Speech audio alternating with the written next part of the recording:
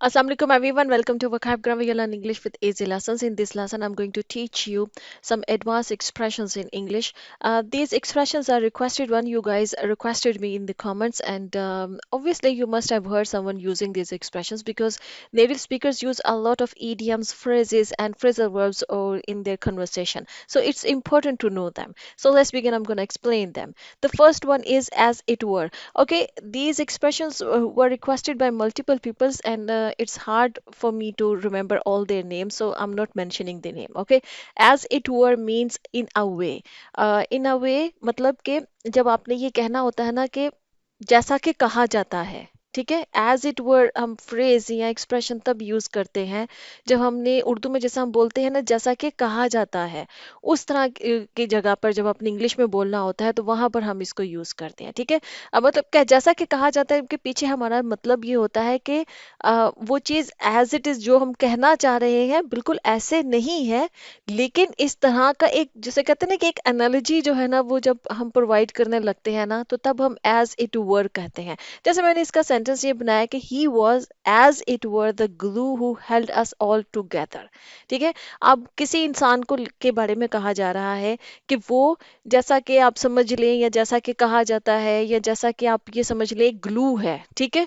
इस तरह इस सेंस में हम कह रहे हैं कि वो हमारे दरमियान में ऐसे था जैसे कि एक ग्लू है, जिसने हम सबको इकट्ठा करके रखा हुआ है। ग्लू क्या होती है? वो जोड़ती है ना दो चीजों को, ठीक है। अब ये कुछ होता है कि समटाइम्स क्या होता है कि फैमिली मेंबर्स में फैमिली में कोई एक ऐसा मेंबर होता है, समटाइम्स फादर होता है, समटाइम मदर होती है, या समटाइम्स हमारा बड़ा कोई भाई होता है। वो एक ऐसा रोल प्ले कर रहा होता है जो कि सारी फैमिली को इकट्ठे जोड़ के उसने रखा हुआ होता है, ठीक है। तो वो एक ग्लू जैसा काम कर रहा था। अब वो इंसान ग्लू तो नहीं है ना, वो एक्चुअल में ग्लू तो नहीं है। तो इसलिए जो जब एनालॉजी दी जा रही होती है ना समटाइम्स, कि वो ऐसे था जैसा कि, या वो ऐसे था जैसा कहा जाता है, ठीक है। इस तरह के सेंस में जब हम जुमले बोल रहे होते हैं ना, तो उसमें हम इंग्लिश में एज इट वर जो ना इसको यूज करेंगे, ठीक है। कि वो ऐसे था जैसा कि ग्लू होता है, जिसने हम सबको इकट्ठे जोड़ा हुआ था। समटाइम्स आप देखिएगा फ्रेंड्स के ग्रुप में भी कोई एक शख्स ऐसा हो सकता है जो सारे फ्रेंड्स को इकट्ठे कनेक्टेड रखता है आपस में, ठीक है। कोई एक दोस्त ऐसा रोल प्ले कर रहा होता है जो तमाम दोस्तों को कनेक्टेड रखता है, डिफरेंसेस के बावजूद वो सबको इकट्ठे रखता है, सबको। समटाइम्स होता है जब हम कॉलेज यूनिवर्सिटी पास आउट कर जाते हैं, जब हम अपनी प्रैक्टिकल लाइफ में एंटर होते हैं, तो टाइम कम होता है उस वक्त, सब लोग अपनी अपनी लाइफ में बिजी हो जाते हैं, जॉब्स स्टार्ट हो जाती है, शादियां हो जाती हैं। तो कोई एक फ्रेंड ऐसा होता है जो सबको कनेक्टेड रखता है, उसके पास सबके सबके साथ उसका कांटेक्ट होता है, और उसके पास सब सब जिंदगी की इंफॉर्मेशन होती है, कौन क्या कर रहा है, कौन क्या नहीं कर रहा है, ठीक है। तो वो ऐसे होता है as it were the glue bit amongst all the friends, ठीक है। कि वो इस तरह है जैसे कि एक ग्लू है जिसने सबको जोड़े हुए हुआ है, जिसने सबको कनेक्ट किया हुआ है। तो आई होप कि एज इट वर आपको समझ में आ गया है, ठीक है जी। अच्छा जी, नेक्स्ट जो एक्सप्रेशन मेरे से रिक्वेस्ट की थी वो है let's face it. Let's face it बहुत कॉमन एक्सप्रेशन है ये। मतलब जितने भी लोग इंग्लिश, थोड़ी बहुत भी जो इंग्लिश बोलना जानते हैं ना, बिल्कुल बेसिक लेवल पे भी, वो भी इसको यूज करते हैं, लेट्स फेस इट, ठीक है। इसका मतलब ये होता है कि आप a difficult and unpleasant truth that needs to be acknowledged और एक्सेप्टेड। हमेशा लेट्स फेस इट जो है ना, वो जुमले के स्टार्ट में बोला जाता है, और इसका कहने का मतलब ये होता है कि इसको एक्सेप्ट करो। कोई बिटर ट्रूथ कहते वक्त, कहने से पहले ना, कोई हार्श रियलिटी एक्सप्रेस करने से पहले अक्सर लोग लेट्स फेस इट बोलते हैं कि इस चीज को एक्सेप्ट करो, और फिर उसके बाद जो है ना वो उस हार्श रियलिटी को, वो कोई जो भी तल्ख बात है, किसी तल्ख बात को जो हकीकत हो, उसको किसी हकीकत को एक्सेप्ट करने के लिए ना लोग बोलते हैं कि ये सच है और इसको फेस करो, इसको एक्सेप्ट करो, ठीक है, इसको एक्नॉलेज करो। जैसे किसी तरह से मैंने इसका सेंटेंस बनाया कि let's face it we made a mistake and we need to apologise, ठीक है। कि कहीं पर आप कह सकते हैं कि इस चीज को एक्सेप्ट करो कि हमसे गलती हुई है और हमें अब माफी मांगने की जरूरत है, ठीक है। कोई ऐसी सिचुएशन है जहां पर आपसे गलती होगी और अब आपको रिक्वायरमेंट है कि आप माफी मांगे, ताकि उस सिचुएशन को जो है ना वो थोड़ा कूल डाउन किया जा सके, ठीक है। तो वहां पर आप कह सकते हैं let's face it we made a mistake. इस चीज को एक्सेप्ट करो कि हमने गलती की है, ठीक है। तो लेट्स फेस इट हमेशा जो है ना वो तब यूज किया जाए जब आपने कोई बिटर ट्रूथ जो है, कोई तल्ख हकीकत जो है वो आपने बोलनी है, और उसको बोलते वक्त आप दूसरे इंसान को ये कहना चाहते हैं कि इस चीज़ को एक्सेप्ट करो, ठीक है, इस चीज़ को अग्री करो, कि एक्नॉलेज करो कि हाँ ऐसा ही हुआ है, ठीक है। अच्छा जी, नेक्स्ट हमारे पास वर्ड वर्ड कह रही हूँ, एक्सप्रेशन है या फ्रेज कह लें आप, थिंक आउटसाइड द बॉक्स। ये भी बहुत ज़्यादा जो है ना कॉमनली यूज होने वाली फ्रेज है, एक्सप्रेशन है, टीचर्स बहुत यूज करते हैं, और आपको वर्क प्लेस पे भी बहुत सुनने को मिलेगा, आपका बॉस बहुत ही इसको इस्तेमाल कर सकता है। Think out of the box मतलब क्या, आउटसाइड द बॉक्स मतलब कि हमारी जो सोच है ना वो अक्सर जो होती है कि वो बड़ी लिमिटेड होती है, हम एक बॉक्स के अंदर रहकर सोच रहे होते हैं।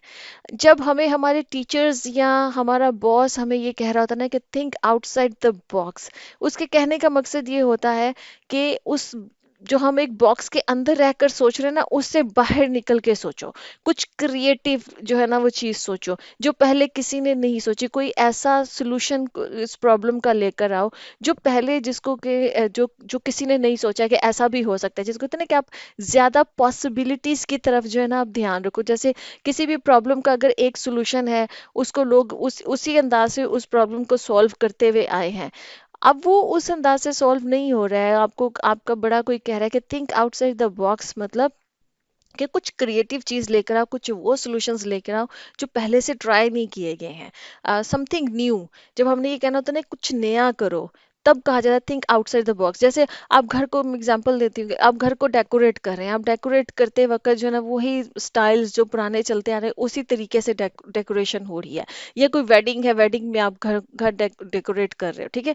अब कहा जाता है कि थिंक आउटसाइड द बॉक्स, मतलब कि कुछ ऐसा डेकोर करो, कुछ ऐसे क्रिएटिव आइडियाज लेकर आओ डेकोरेशन के जो पहले से नहीं हुए हैं, कुछ ऐसे स्टाइल्स जो है ना वो इंट्रोड्यूस करवाओ, कुछ ऐसे कलर्स, कुछ ऐसी चीजें जो है ना वो होनी चाहिए जो पहले नहीं हुई है, ठीक है।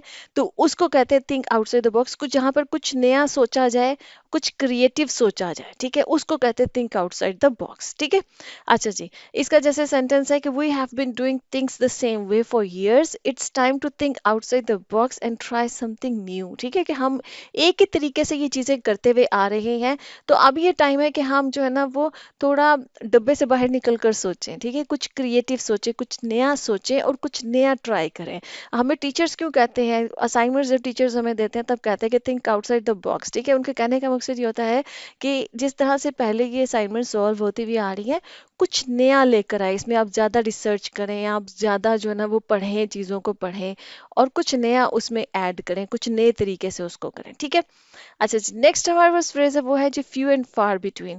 फ्यू एंड फार बिटवीन जो है ना, ये तब कहा जाता है जब आपने ये कहना होता है कि कोई चीज़ जो है ना वो इतनी ज़्यादा नहीं है, कम है, ठीक है। जैसे कि किसी भी चीज़ के बारे में कहना हुआ हो, कि ये चीज़ जो है ना ये यहाँ पर इतनी ज़्यादा नहीं, जैसे किसी टाउन में आपको मॉल्स जो है ना वो ज़्यादा ना हो, बहुत कम कम हो, कहीं कहीं पर मॉल हो, ठीक है, तो वहाँ कहेंगे कि malls are few and far between in this town, ठीक है, इस टाउन में जो है ना मॉल्स बड़े कम है, या पार्क्स आपको लगे कि इस टाउन में पार्क्स बहुत कम है, ठीक है। तो कोई चीज़ जो बहुत कम हो ना उसके लिए फ्यू एंड फार बिटवीन जो है ना वो बोला जाता है कि parks are few and far between in this town, ठीक है, कि यहाँ पर जो है ना पार्क्स जो है ना वो बड़े कम हैं, आपको कोई चीदा चीदा कहीं पर एक दो जो है ना वो कहीं नजर आ जाएंगे, तो कम है यहाँ पर, ठीक है। तो कोई भी चीज जिसको आपने ये कहना हो ना कि वो कम तादाद में मौजूद है, उसकी वो ज्यादा नहीं आपको अवेलेबल है, तो वो चीज जो है ना फ्यू एंड फार बिटवीन होती है। जैसे कि genuine acts of kindness are becoming few and far between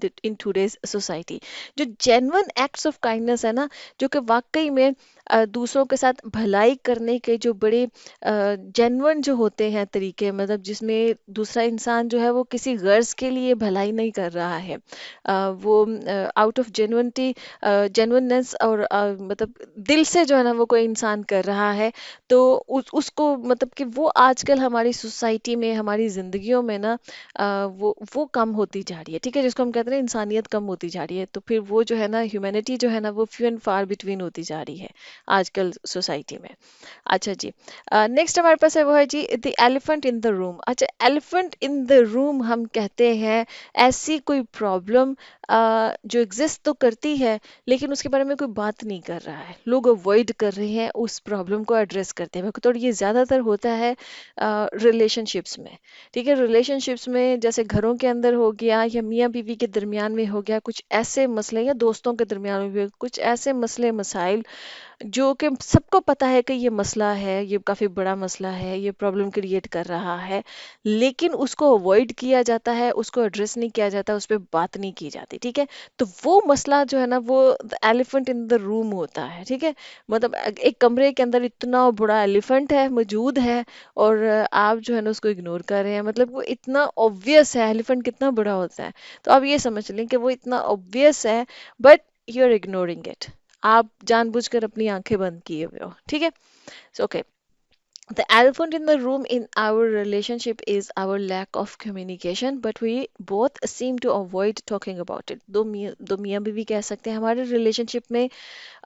जो जो सबसे बड़ा प्रॉब्लम है the elephant in the room is वो कम्युनिकेशन है। हम लोग आपस में टाइम कम स्पेंड करते हैं, हम एक दूसरे से बात कम करते हैं, और ये बात हम दोनों को मालूम है, और हम दोनों इसके ऊपर कोई बात नहीं करते। मतलब कि बात होनी चाहिए, उस पर कोई बात नहीं हो रही है। ठीक है।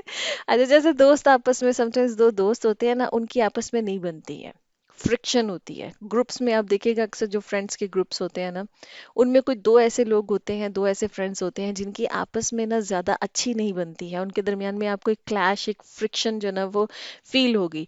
और फ्रिक्शन की जो रीजन है ना वो भी सबको पता होती है।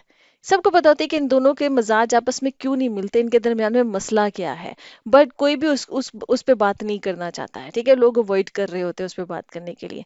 तो वो जो फ्रिक्शन की जो रीजन होती है, समटाइम्स ईगो होती है। वो दो दोस्तों के बीच में ना ईगो एक बहुत बड़ा इशू होती है। ठीक है, उन्होंने अपनी ईगो बीच में लाए हुए होते हैं। तो वो एलिफेंट इन द रूम होती है इन दोनों दोस्तों के बीच में। वो जो ईगो है ना, ego is the elephant in the room between दो बोथ फ्रेंड्स। ठीक है, उन दोनों दोस्तों के दरमियान में। अब समझ में आई होप कि आ गया होगा आपको।